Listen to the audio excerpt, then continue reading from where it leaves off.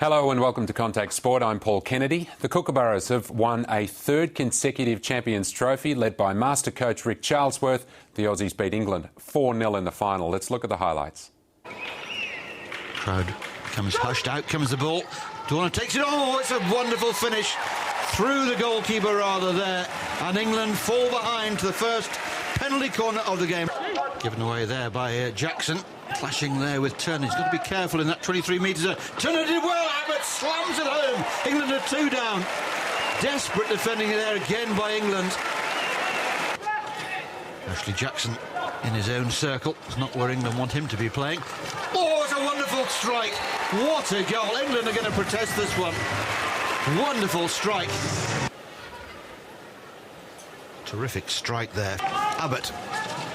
Ockenden again. This is Dwyer. Dwyer shoots and Dwyer scores. Goal number 4 for Australia. You can't give that man any opportunities in the circle.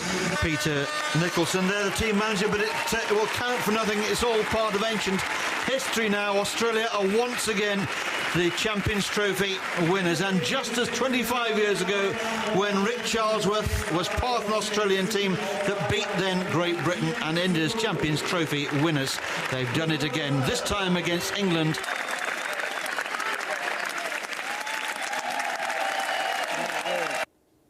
But it seems the Kookaburras aren't going overboard with celebrations in Germany. They now have the Commonwealth Games to prepare for, and I spoke to the team manager, David Hatt, earlier. We were the least experienced team here. They won all 6 matches, and we were the only team that actually ended up with a positive goal difference. So that was the measure of our domination. So we're very pleased.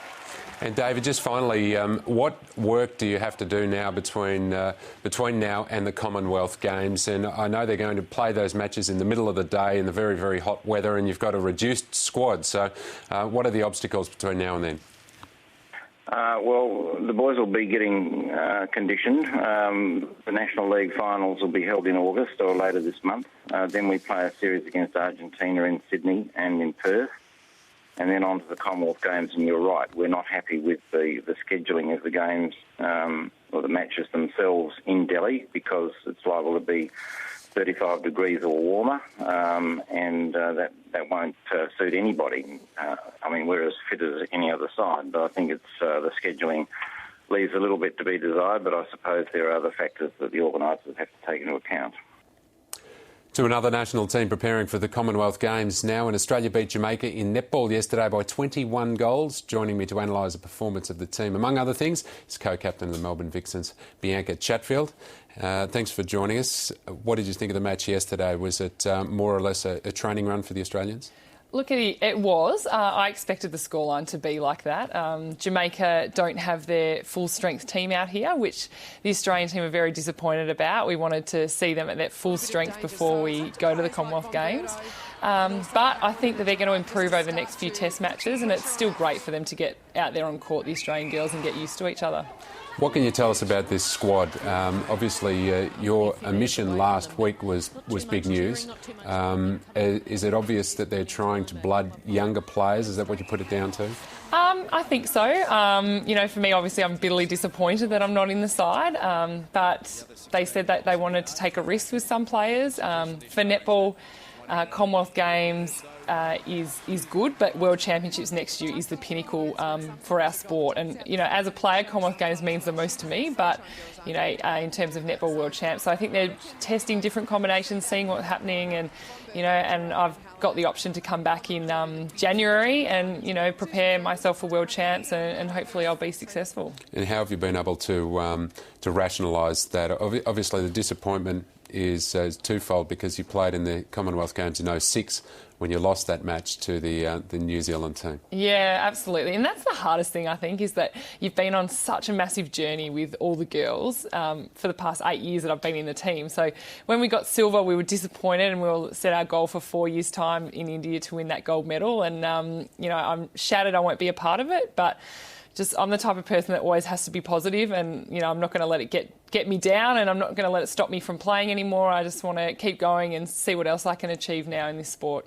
Is one of the difficult things being a defender in a team that didn't particularly go that well this year? Yeah, in hindsight, I think that had a lot to do with it. Vixens, we didn't perform very well, and Julie Coletto was out with injury as my main goal defence, who I have a great partnership with. So I was playing with a lot of young girls, and I'm just, I guess, such a team-orientated player, so I'm always the one wanting to help them out, and perhaps in hindsight I should have been a little bit more selfish during the year and focused on my performance. But you know what, being captain of a team, it is all about the team. Yeah, that's right, of course. Now, what about the Commonwealth Games coming up? How do you see the build-up for the Australian team then? Will they take care of Jamaica, obviously, in the 3-test series? Yeah, they will take care of them, definitely. Then they've got 3 test matches against New Zealand, and that's very important, especially for a lot of the young Australian players who haven't had much exposure against playing against the Silver Ferns.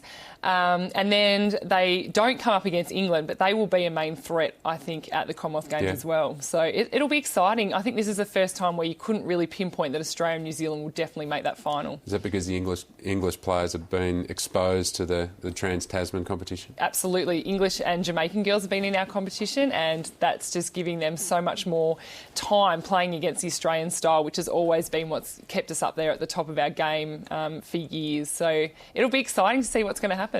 Now, I know you've got a great interest in AFL as well. You work at Essendon Football Club and you follow Collingwood. I wanted to talk to you about zoning and something that the AFL's borrowed from other sports, including netball, I dare say. What do you make of the evolution now of teams starting to really heavily zone, and particularly in football? Well, look, I don't pretend to know everything about AFL. Like, I enjoy watching the game. But from a defensive point of view, we use a zone defence and a one-on-one style defence in netball, and they're definitely bringing that more into AFL. The game on the weekend, the Collingwood-Carlton game... Collingwood-Geelong game, you could see that the Collingwood boys, when they were bringing on that zone, you know, in defence, you can't do it on your own. You need other players around you, and they were supporting each other, and every time they tackled someone, there was more than 2 people around that ball, and that helped them get it out so easily. Have you seen other teams experimenting with this type of stuff and not get it right in the last couple of years? Collingwood seems to have a good balance of attack and zoning and man-on-man. Yeah, look, I think they do. I think it takes a lot of trial and error to get it right, and you need the right players on the field at the time. You need to make, you know, if you've got some injuries and some key players out, then it's never going to work. It'll be broken down. So I think it's important to have the key personnel on the field and the ones that really understand it, because it is probably more of a